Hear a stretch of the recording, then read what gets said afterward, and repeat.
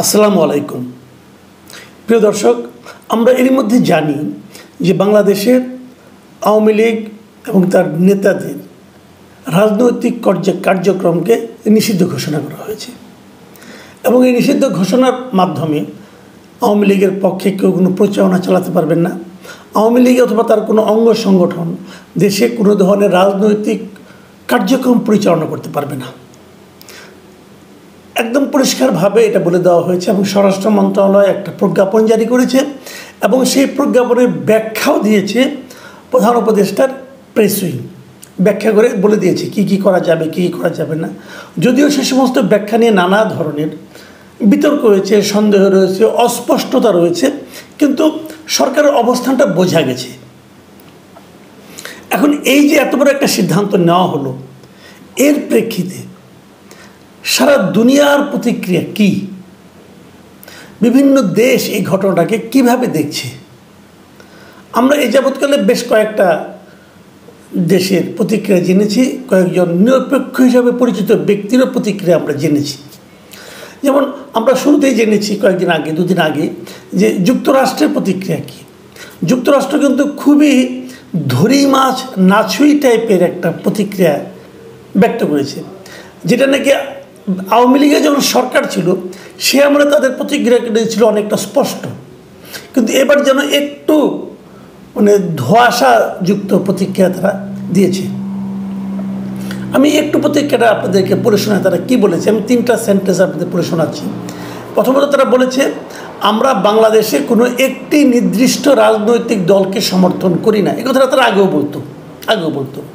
তারপর তারা বলছে যে আমরা একটি অবাধ ও গণতান্ত্রিক প্রক্রিয়ার পাশাপাশি সব ব্যক্তির জন্য সুষ্ঠু ও স্বচ্ছ আইনি প্রক্রিয়ার সমর্থন করি।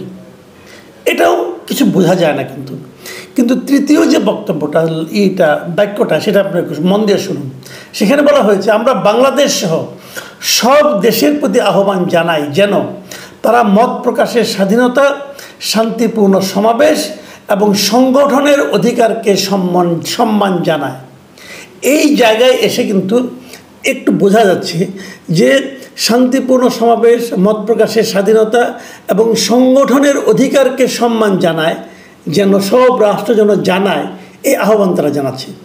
তো এই 3টা কাজের কোনোটাই কিন্তু যখন আপনি আওয়ামী লীগকে নিষিদ্ধ করেছেন, তার আওয়ামী লীগের রাজনৈতিক কর্মকাণ্ড যখন নিষিদ্ধ ঘোষণা করেছেন, তখন কিন্তু এই 3টার একটাও থাকে না। আওয়ামী লীগের লোকজন কি তাদের মত প্রকাশ করতে পারবে স্বাধীনভাবে? পারবে না। আওয়ামী লীগের লোকজন কি শান্তিপূর্ণ সমাবেশ করতে পারবে? না, তাও পারবে না। আওয়ামী লীগের লোকজনকে কি সংগঠনের অধিকারকে তারা বাস্তবায়ন করতে পারবে? সেটাও পারবে না। তার মানে এখানে এসে কিন্তু আমরা দেখলাম যে সরকারের একটু যেন সরকারের যে কর্মকাণ্ড, তার জন্য একটু সমালোচনায় যেন যুক্তরাষ্ট্রের বক্তব্যে ফুটে উঠল। আর ভারত উদ্বেগ প্রকাশ করেছে, ভারত তো তাই করবে, আমরা যা ভেবেছিলাম তাই করবে। এবং ভারত কি বলেছে সেটাও শুনুন, কারণ ভারত আমাদের প্রতিবেশী, শক্তিশালী দেশ এবং যুক্তরাষ্ট্রের খুব মিত্র দেশ।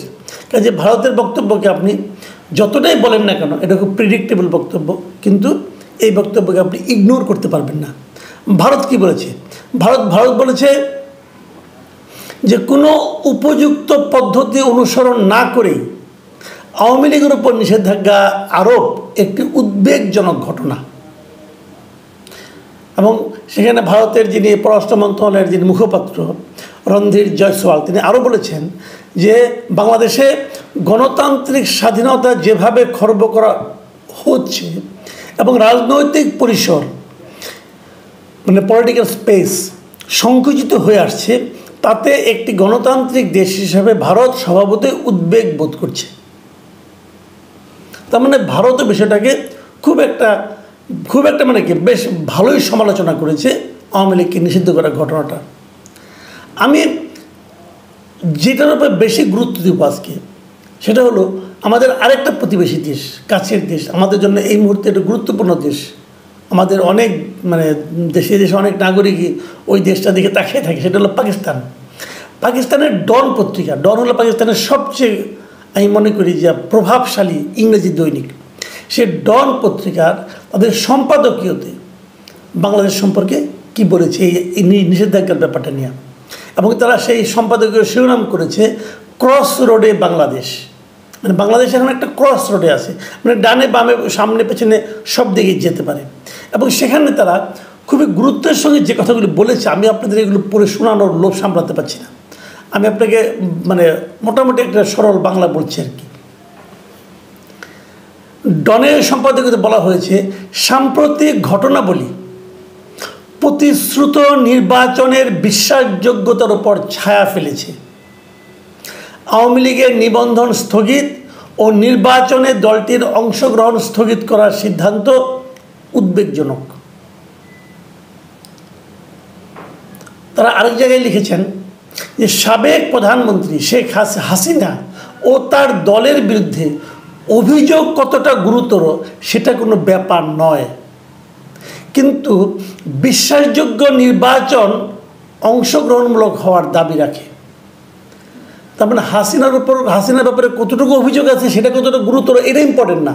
ইম্পর্টেন্ট হলো আপনি যদি একটা বিশ্বাসযোগ্য নির্বাচন করতে চান তাহলে সেই নির্বাচনটা অংশগ্রহণমূলক, মানে যেটাকে আমরা বলি পার্টিসিপেটরি, অংশগ্রহণমূলক নির্বাচন, এটা জরুরি। কিন্তু যদি আপনি আওয়ামী লীগকে বাদ দেন তাহলে অংশগ্রহণমূলক হবে কীভাবে? হতে তো পারবে না। এই কথাটা কিন্তু ডন পত্রিকার সম্পাদকীয়তে বলা হয়েছে। ডনের সম্পাদকীয়তে আরও বলা হয়েছে যে আওয়ামী লীগ সম্পর্কে বলা হয়েছে যে এই দলটা মানে রাজনৈতিক দৃশ্যপট থেকে আওয়ামী লীগকে মুছে ফেলা যাবে না।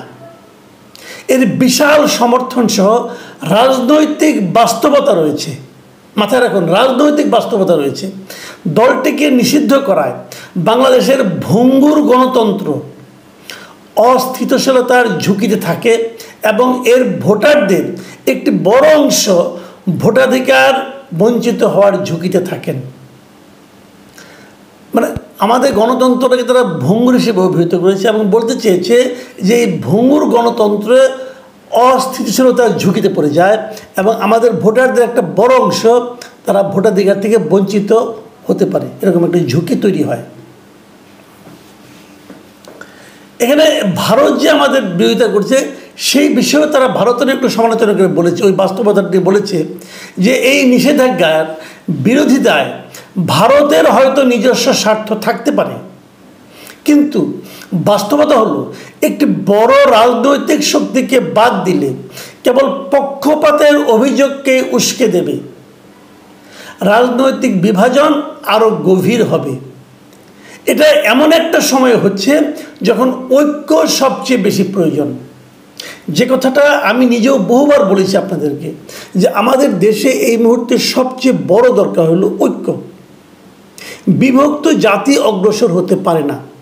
আপনি যদি জাতিকে সামনের দিকে নিয়ে যেতে চান তাহলে একটা ঐক্যবদ্ধ জাতি দরকার। ডন তার সম্পাদকীয়তে এই কথাটাই বলেছে যে এই সময়ে বাংলাদেশের জন্য সবচেয়ে বড় প্রয়োজন হলো ঐক্য, এবং সেই ঐক্যটাকেই ক্ষতিগ্রস্ত করার মতো একটা বাস্তবতা এই নিষেধাজ্ঞার মাধ্যমে তৈরি হয়েছে। আরেকটা জায়গায় ডন বলেছে, ডনের এই সম্পাদকীয়তে বলা হয়েছে যে অন্তর্বর্তী সরকারকে অবশ্যই স্মরণ রাখতে হবে যে তাদের প্রাথমিক দায়িত্ব হলো একটি শান্তিপূর্ণ ও বৈধ উপায়ে ক্ষমতা হস্তান্তর তদারক করা। মানে তারা হস্তান্তর করবে না, কিন্তু ক্ষমতাটা শান্তিপূর্ণ উপায়ে হস্তান্তরিত হবে এই বিষয়টাকে তারা তদারক করবে।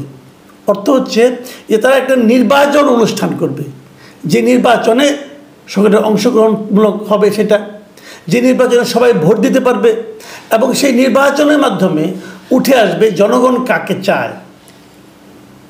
ডনের সম্পাদকীয়তে বলা হয়েছে যে কিন্তু ব্যালটের পরিবর্তে যদি রাজনৈতিক বিরোধিতার সমাধান করা হয় নিষিদ্ধ করার মাধ্যমে, তাহলে সেই লক্ষ্য অর্জিত হবে না। মানে যে কাজটি সরকার করেছে, একটা দলকে নিষিদ্ধ করার দিকে যাচ্ছে এবং এটা তারা করছে কি আবার রাজনৈতিক বিরোধিতার সমাধানের জন্য এটা তারা করছে। এটা যদি সরকার করে তাহলে ওই যে গণতন্ত্রের যে একটা শান্তিপূর্ণ হস্তান্তর ব্যবস্থা, সেই লক্ষ্য কিন্তু অর্জিত হবে না। ডনের এই সম্পাদকীয়র শেষ প্যাটার্ন পড়তে চাই। সেখানে তারা লিখেছেন যে আওয়ামী লীগ সহ সব রাজনৈতিক দলকে লেভেল প্লেইং ফিল্ড নিশ্চিত করার মাধ্যমে গণতান্ত্রিক আদর্শে নিজের প্রতিশ্রুতিকে অবশ্যই প্রদর্শন করতে হবে ডক্টর ইউনূসকে।